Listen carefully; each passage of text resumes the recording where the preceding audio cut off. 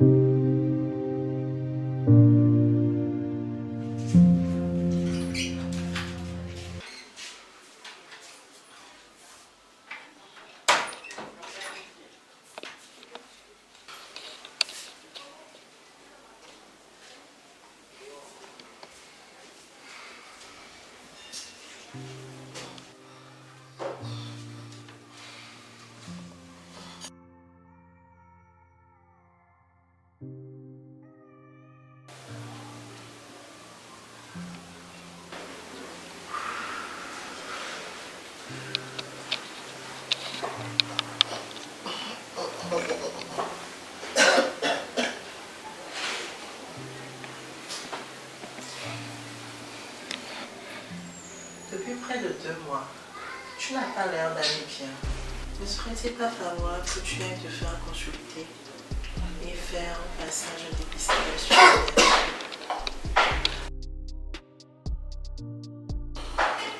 Moi, je l'ai fait dernièrement au centre communautaire en Voile, lors d'une causerie sur le facteur de risque.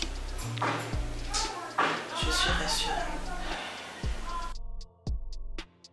J'aurais aimé le faire à ces conditions-là, d'accord, j'aurais trouvé un cas approprié pour aller le faire, à condition que tu m'accompagnes.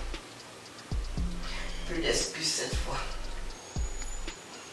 Ok, c'est compris. On ira quand tu seras prête.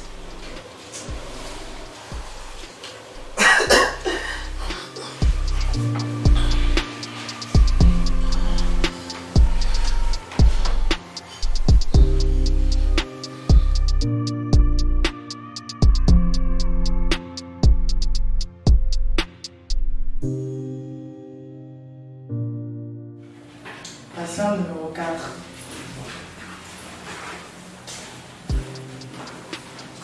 Nous sommes parce que docteur. Votre merci. C'est Achille.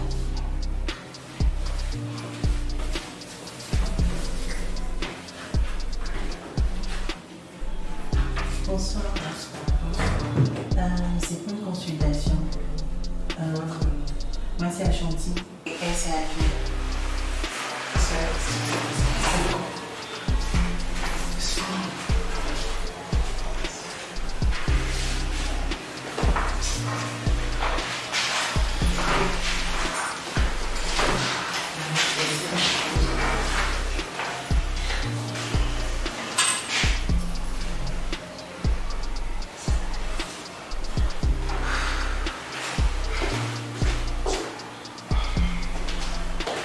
Madame, il y a encore des patients ici. Mais à l'heure là.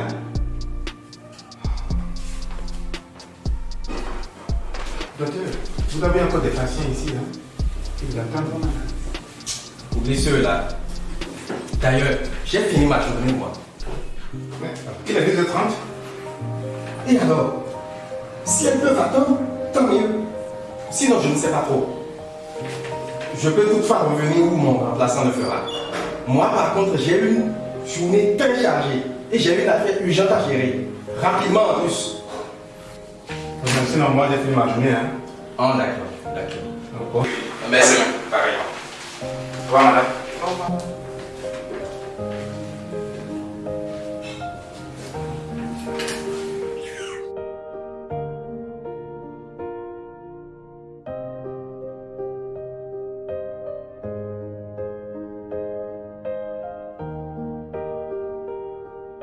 J'ai l'impression qu'il ne veut pas nous recevoir.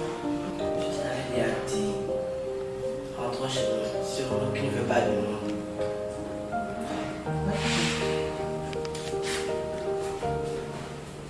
Excusez-moi, le docteur ne veut pas nous recevoir.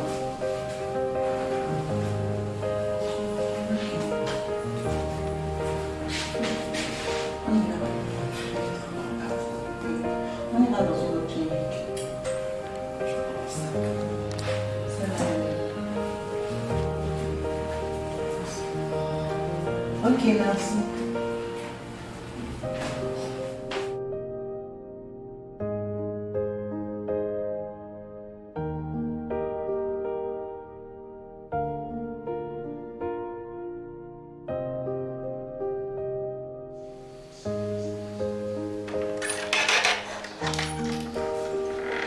Alvin. Alvin. Alvin. Je pense que tu dois rentrer chez tes parents.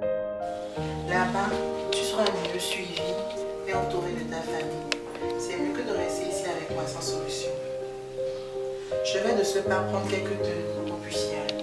Je ne pense pas retourner là-bas. Tu as oublié que j'ai été chassée de chez moi par mon père à cause de mon orientation sexuelle, de mon identité, de mon expression de genre. J'ai été reniée par cela parce que j'ai refusé de me marier comme il le veut. Je ne pense pas retourner là-bas. Je comprends. Mais il le faut. Ce sont tes parents. Et tu n'es pas en bon état. Aucun parent ne pourra laisser tomber son enfant dans de telles circonstances.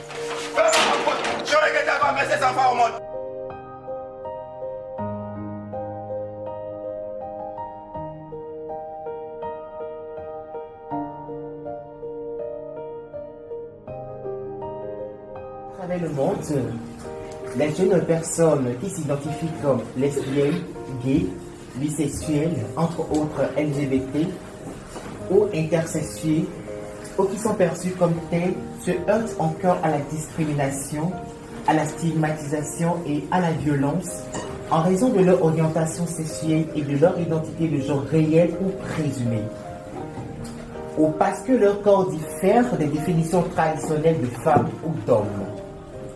Aujourd'hui, nous avons avec nous 6 personnes qui ont décidé de nous livrer à visage découvert leur histoire, leur vécu ou leur expérience sur les formes de discrimination, stigmatisation et violence qui ont impacté toute leur vie.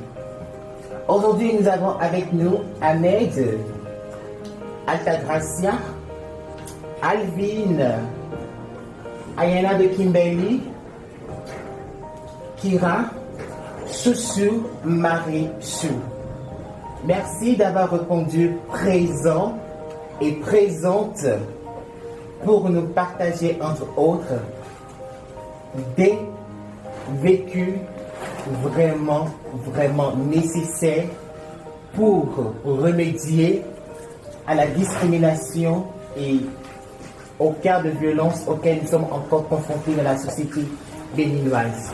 Je vous remercie d'avoir répondu présent et présente à notre invitation en tant que bénévole de l'association Envol pour partager ses expériences. Ahmed, je vous prie de vous présenter, s'il vous plaît. Moi, c'est Ahmed. Si je dois parler de la discrimination ou bien de la violence et l'exclusion, moi, par exemple, je dois parler de la discrimination. Ça, je l'ai vécu. Et bon, on ne peut pas genre, voir juste l'apparence de quelqu'un et commencer par le juger. Je ne sais pas trop, les gens ont une idée calculée. Je ne sais pas si c'est en Afrique ou bien. Sinon, quand tu es efféminé, aujourd'hui, dans ce monde, quand tu es juste efféminé, on te voit à travers. Et que toi-même, la façon qu'on t'accueille quand tu es en public, tu n'es pas à l'aise, tu ne te sens pas du tout à l'aise. Genre, on te met la différence entre les autres. Donc, la discrimination est un phénomène qui est devenu un impact aujourd'hui et ça prend du recul et pour des gens vivants comme nous. Donc, moi, je vais pas trop parler par rapport et que moi, je souhaite et je désire que ces gens qui sont efféminés, avant d'enfronter quelqu'un, de le mal juger, il faut l'approcher et savoir ce qu'il vit. Si on pouvait dire à ces derniers-là de remplacer la même vie que ce dernier, de vivre sa vie, on va voir s'il peut résister. Mais pour moi, la discrimination, ça impacte aussi une violence. Donc, moi, je demande aux sociétés qui gèrent sur la santé et la vie des humains, je ne sais pas trop quoi, de s'associer, de lutter contre ces genres de trucs. Vraiment, c'est une choc pour nous aujourd'hui. On n'a plus la liberté de s'exprimer, on n'a plus la liberté de s'épanouir. On a peur même de quitter sa chambre pour faire d'autres courses. Donc, je ne vais pas trop parler, je vais m'en raconter là. Merci beaucoup, Ahmed, d'avoir partagé cette expérience avec nous. La violence et la discrimination contre les personnes LGBT ont lieu dans la société, à la maison, dans les écoles et dans les institutions. Les jeunes personnes sont trop souvent confrontées au rejet par leurs familles et communautés qui désapprouvent leur orientation sexuelle ou leur identité de genre. Ceci peut entraîner des taux élevés d'itinérance, d'exclusion sociale et de pauvreté. Les jeunes LGBT sont souvent harcelés par leurs camarades de classe, leurs enseignants, entre autres, entraînant certains à abandonner l'école. Ils se voient même refuser parfois l'inscription à l'école ou expulsés sur la base de leur orientation sexuelle ou de leur identité de genre réelle ou présumée. Nous avons avec nous Altagracia qui a décidé à visage découvert de partager avec nous ses expériences, son vécu sur les cas de discrimination, de stigmatisation et de violence auxquels elle a été victime dans la société. Je dis elle parce que Altagracia s'identifie en tant que femme trans. Merci. Merci beaucoup, présidente chargée de l'association Envol. Bonsoir, chers et tous. Bonsoir. Moi, je me nomme Altagracia Sandoval. Selon moi, la discrimination, c'est un phénomène vraiment choquant. Choquant dans la société. C'est un phénomène qui, à cause de ça, genre, par exemple, je vais donner un exemple. Si par exemple tu es une trans, bi, que tu sois gay, que tu sois lesbienne, que tu sois, on te dit de juste, je sais pas, bon, le mot français approprié à ça, mais je vais essayer de peu vous éclaircir. Au fait, si vous êtes en Afrique, si on voit par exemple un gay qui marche, on le pointe de on le demande, on lui dit, regardez comment il marche. Est-ce que selon vous, ça c'est normal ça? Mais non. Mais non. Mais on a en France, en Belgique, chez les Blancs, tu peux même faire n'importe, tu peux même marcher comme tu veux. Tu peux même, comment on appelle, je sais pas comment on dit.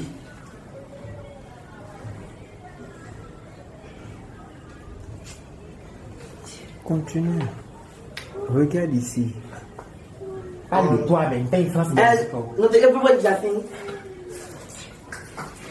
Vas-y, continue.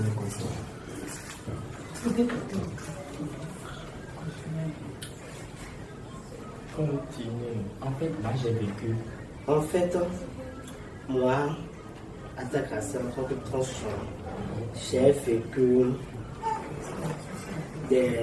une discrimination, j'ai été stigmatisée sur la base de mon genre, j'ai été violentée en société, chez mes parents, dans mon ethnie,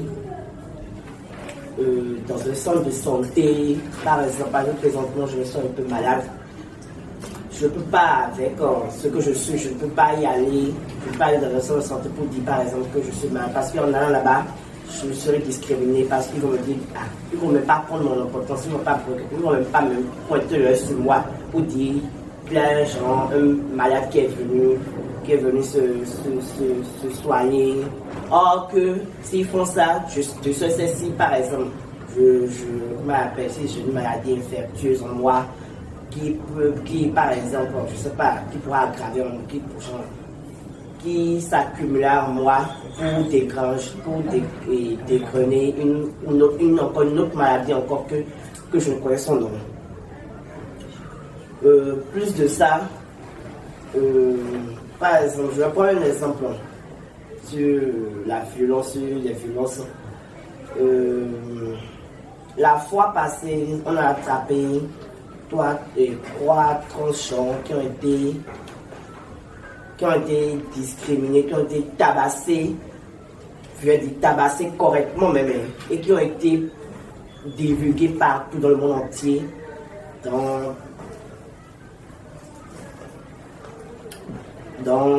sur les réseaux sociaux, dans la société.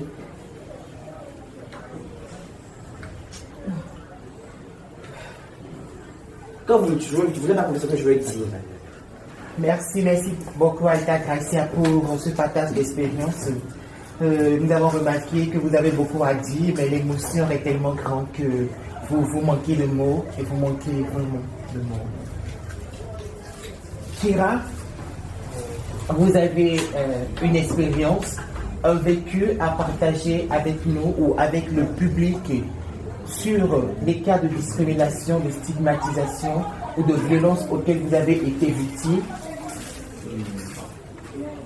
Merci, présidente, de m'avoir passé la parole. Je suis Kira.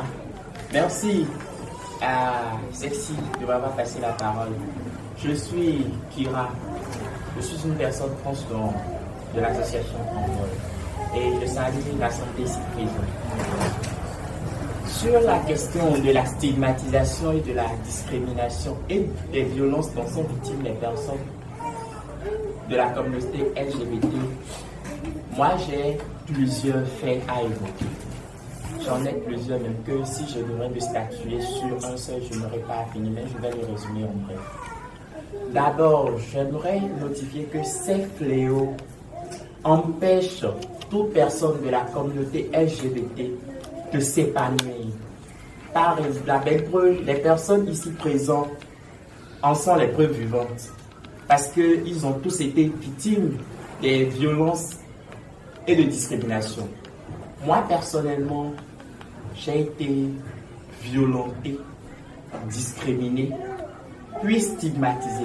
D'abord, dans ma propre famille, par mes parents, dans mon alentour, le voisinage et par la suite en société. Cela a été très dur pour moi. D'abord à la maison, je ne sais pas comment, mais ma famille était au courant de mon orientation sexuelle. Cela a créé une discordance entre la famille et moi. J'ai été tabassé. D'abord ligoté, puis tabassé.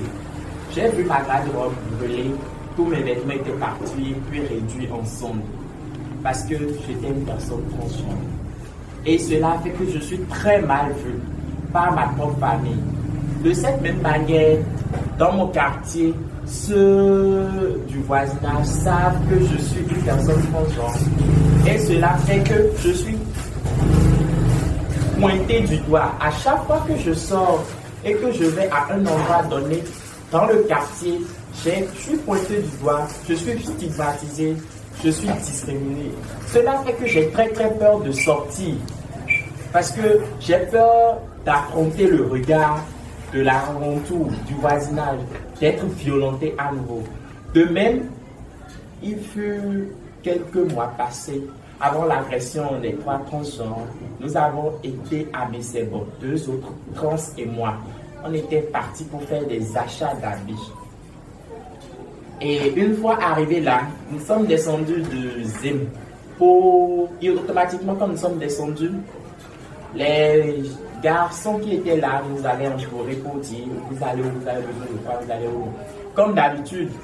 Mais vu qu'on n'avait pas besoin de leur aide, et on ne pouvait pas s'empêcher d'être féminin parce qu'on ne choisit pas de naître gay, on ne choisit pas d'être gay, ni lesbienne, ni trans. C'est une chose innée en soi. Et on ne peut pas se refuser de l'être. Si on avait la possibilité de se refuser cela, on n'allait jamais choisir l'être. Mais dommage, ce n'est pas le cas. On ne peut pas cacher son identité. En cela, on était féminin, on disait non, par nos faits et gestes. L'un d'entre eux disait, mais cette personne, il a employé un mot dépravé pour nous insulter en disant, ce sont des PD. Et de là, ses amis et ses collègues ont pris la voix. Tout le monde disait, ce sont des PD. D'où sortent les PD? Les PD viennent faire quoi ici? Ils ont commencé par nous bousculer dans tous les sens. En moins d'1 minute, je peux vous jurer qu'il y avait une foule de près de 300 voire 400 personnes qui s'étaient rassemblées déjà autour de nous.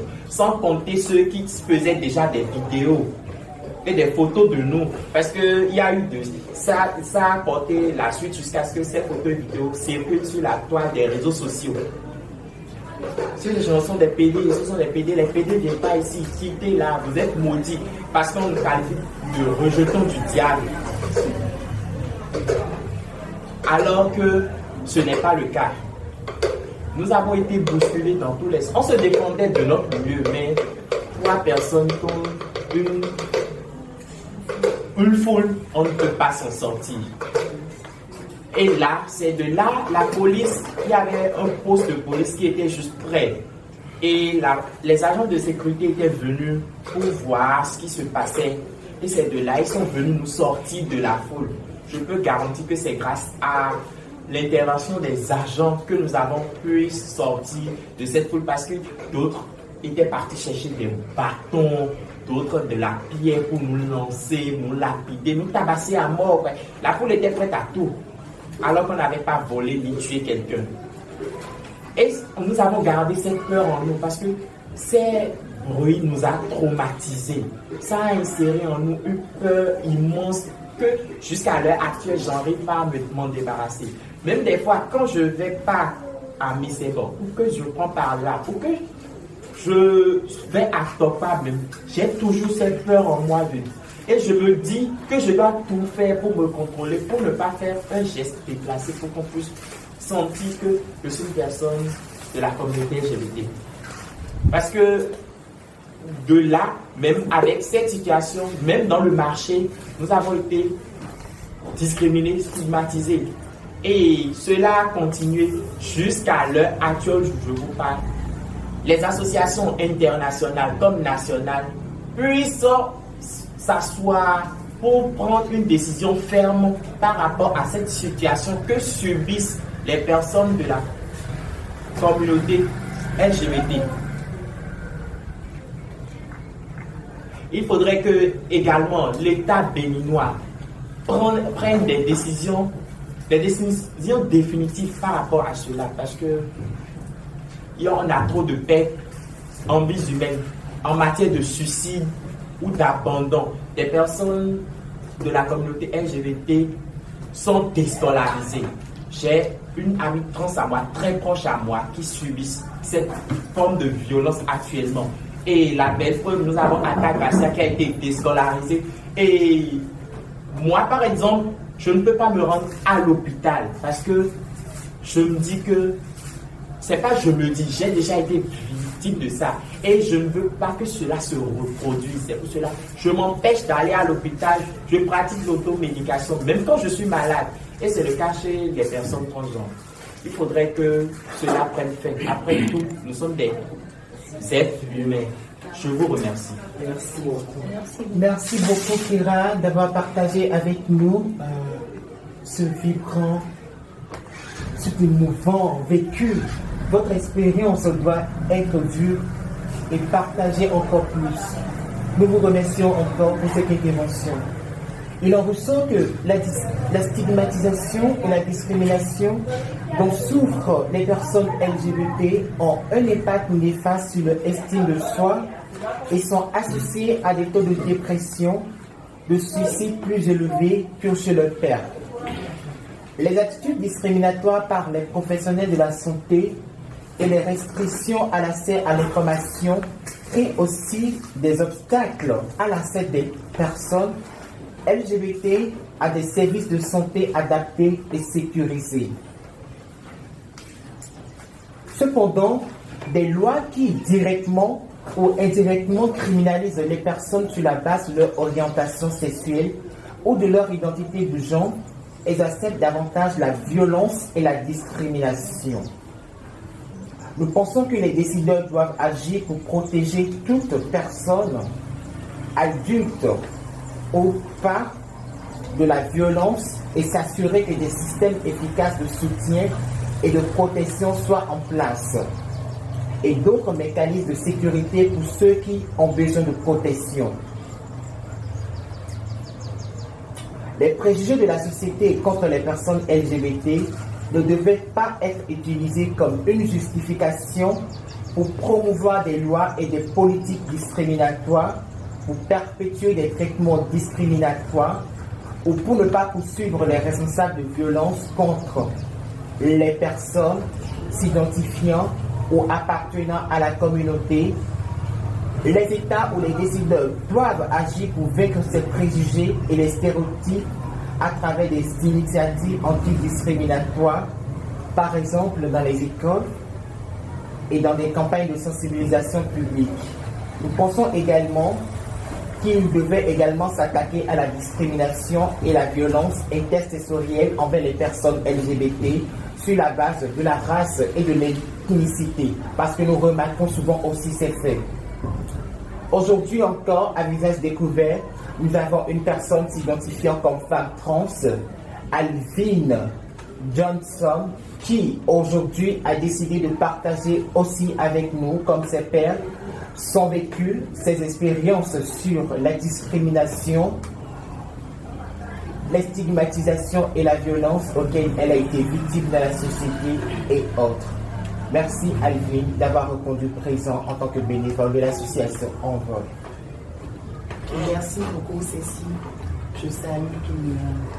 Je me présente Alvin Johnson. Moi, je suis victime d'une violence faite dans mon quartier. D'abord, là où je suis, il faut que ça soit arrêté, ce qui se passe dans notre pays, le Bénin. Je dis non et c'est non. Pourquoi? Parce que j'étais aller à la plage, à une fête avec mes camarades. Et puis j'ai été agressée par des inconnus que je ne connais même pas. Bizarrement, ils étaient nombreux, moi je ne savais pas. Il y a un même qui me pointait du doigt, il est venu même me toucher. Et pour chercher ma raison, je me suis tue, je battais aussi. Mais ils sont nombreux à venir m'agresser, ils m'ont battu, ils m'ont frappé. Si c'est pas que je me suis tressé, je vais montrer les cicatrices sur ma tête. C'est pas bien, c'est pas bien, c'est pas bien.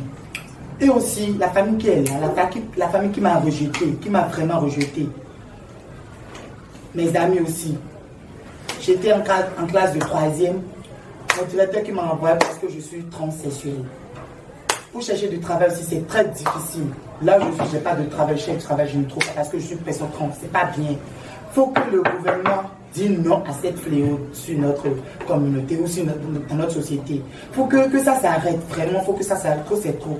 Depuis ce temps jusqu'à nos jours, non, c'est pas bien. Il faut que les associations s'organisent, se regrouper et faire d'une sorte que les transsexuels et les LGBT vivent leur vie au Bénin. Pour me défendre, c'est difficile. Pour faire tout, c'est difficile. Mais pour aller à la pharmacie, c'est difficile. J'étais aussi à l'hôpital la fois dernière et ils m'ont laissé là sur les bancs en disant qu'ils arrivent de 8h à 11h, ils m'ont pas reçu. J'étais là. J'ai pris et le sac que j'avais, je suis rentrée chez moi.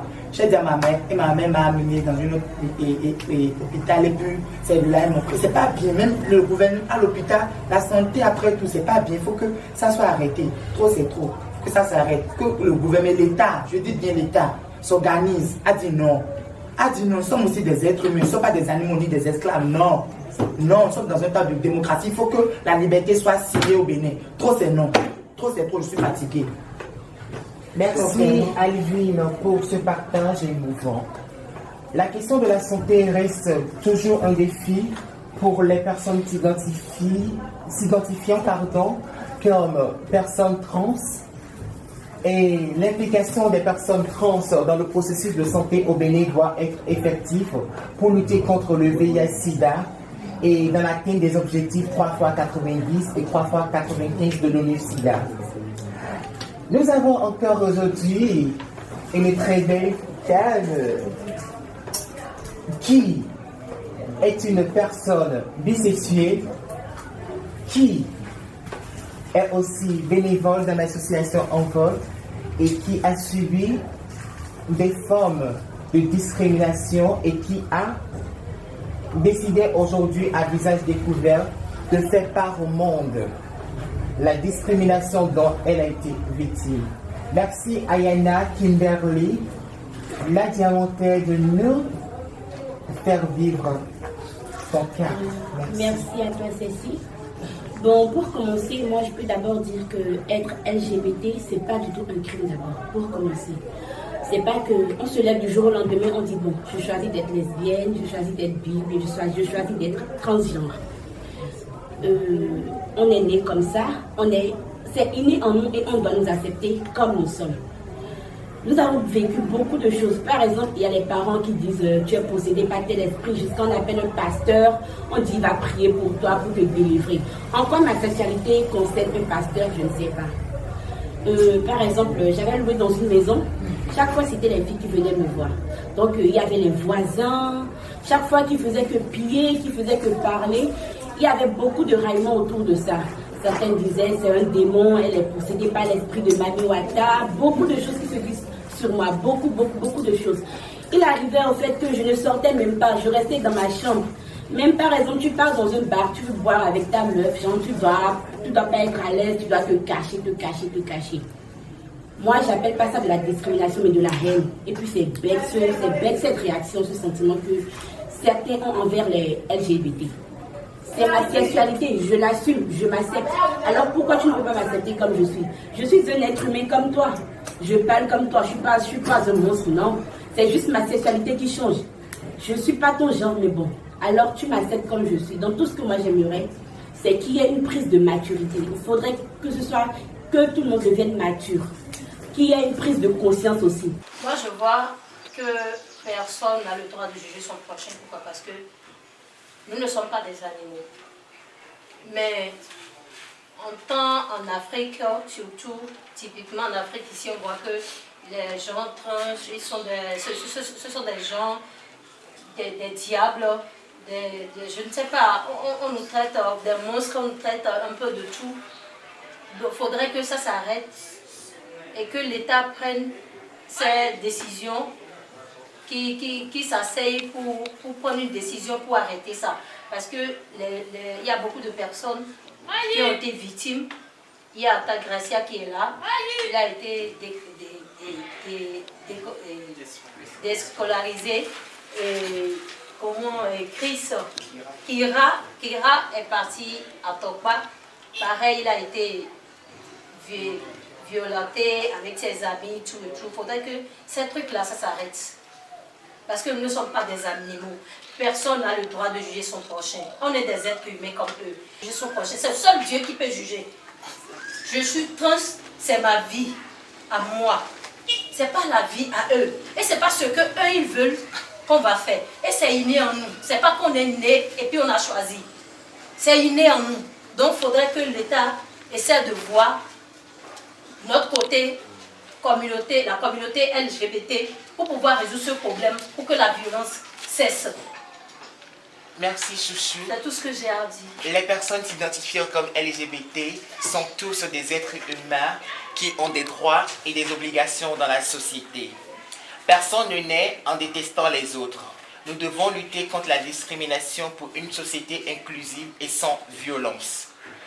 Les personnes LGBT sont des jeunes qui ont du potentiel et qui peuvent construire un monde véritablement construit dans la diversité.